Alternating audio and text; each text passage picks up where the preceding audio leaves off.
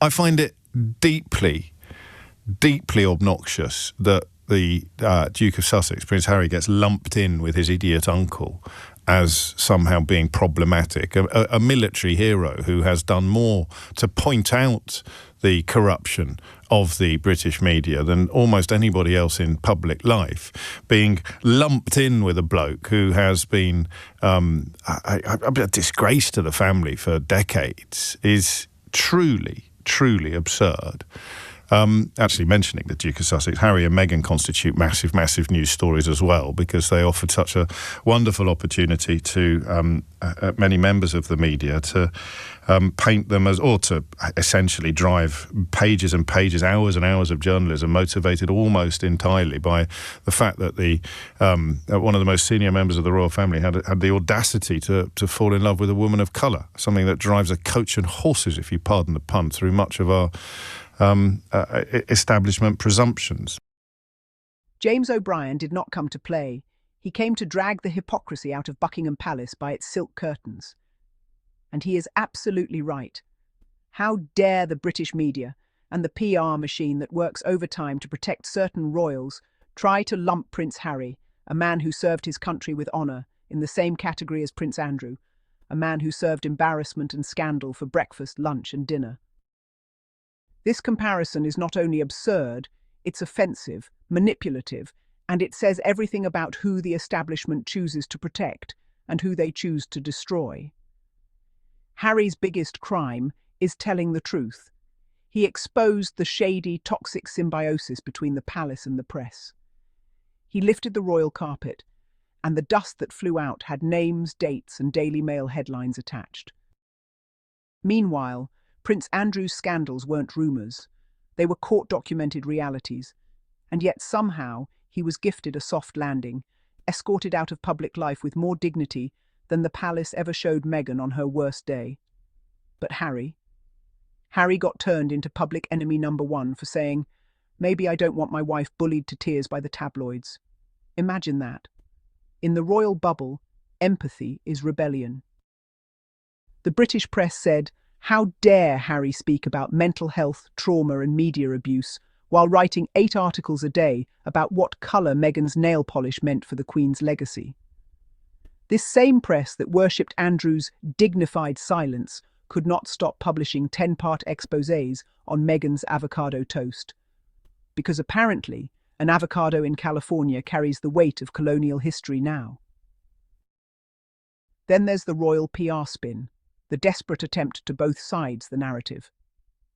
Oh, Harry and Andrew both caused problems for the monarchy. Excuse me? One man fought in Afghanistan and started the Invictus Games for wounded soldiers. The other couldn't even fight off a BBC interviewer. Harry fought for veterans. Andrew fought for plausible deniability. Yet the British establishment still tries to blur the lines, as if both men somehow brought shame. No.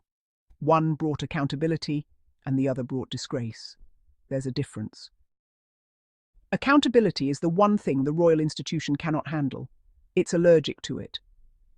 The moment someone within that family says, "Wait, maybe the media shouldn't dehumanize people," the alarms start ringing in Kensington Palace like there's been a coup. For centuries, the monarchy has thrived on silence, compliance, and carefully curated image management. You can cheat, lie, scheme, and humiliate.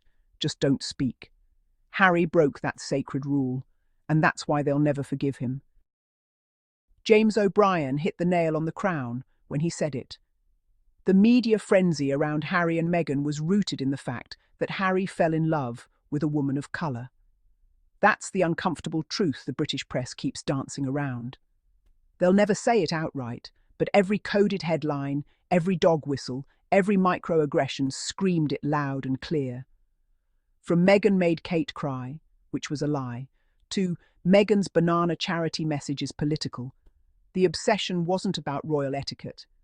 It was about control. They couldn't stand that Meghan didn't need their approval. They wanted a royal puppet. Meghan came with a mind of her own, a degree, global fame, and a backbone. That's the real scandal. She didn't bow low enough, didn't smile wide enough, didn't stay silent long enough. And so the media did what it does best. They tore her down. Because the British tabloids cannot coexist with a confident black woman who refuses to play their game. The same papers that published years of abuse toward Harry and Meghan were bending over backward to protect Andrew. Remember how the palace kept insisting he's stepping back temporarily? That temporary break has lasted longer than most royal marriages. And yet, somehow, Andrew was still given the royal security Harry had to fight for in court. Still allowed to live in a royal mansion, still cushioned by taxpayer money, while Harry, the actual veteran, is treated like a pariah for daring to seek safety for his family. Tell me again, who's the disgrace? They say, oh, but Harry embarrassed the Queen. Really? Because Andrew's Newsnight interview did that just fine all by itself. Harry didn't embarrass the institution. He exposed its rot, and that's the difference. The UK establishment has always been selective with its outrage. They will protect the powerful and vilify the principled. They will defend the predator but crucify the whistleblower. They'll call Andrew troubled but call Harry rebellious. Because this isn't just about royalty, it's about hierarchy, about who's allowed to speak and who must stay silent. Harry walked away from everything, titles, palaces, prestige, because his family's silence was costing his wife her sanity. That's not weakness, that's strength, that's love. He chose peace over privilege, and yet the media spun it as betrayal, because in their world, loyalty to the institution matters more than loyalty to your own family's well-being. And here's the truth they'll never admit. Prince Harry didn't abandon the monarchy abandoned him. They fed him and Meghan to the wolves to protect the image of others. They chose optics over honesty, and they lost their most genuine, relatable couple in generations. James O'Brien wasn't exaggerating. Harry and Meghan were massive news stories, not because they were controversial, but because they shattered the illusion. They showed the world that beneath the diamonds and the duty, there's a system built on prejudice, protectionism, and press manipulation. And the British media hated that mirror. They smashed it, stomped on it, and called it royal reporting.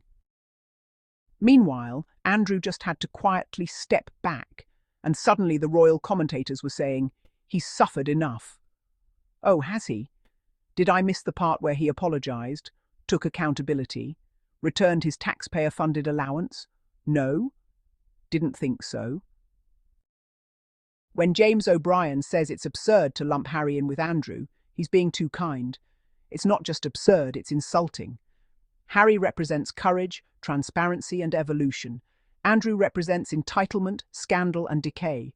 One faced trauma with honesty, the other hid behind silence and lawyers, and yet the press pretends they're somehow equal. Please, the only thing they share is DNA, and even that's trying to disown Andrew. At the end of the day, history won't remember the palace's press statements or the tabloids' tantrums. It'll remember who stood for truth. Prince Harry did, and the world saw it.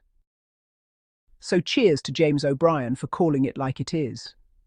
And cheers to Harry and Meghan for proving that integrity will always shine brighter than scandal, no matter how much the crown tries to dull the sparkle.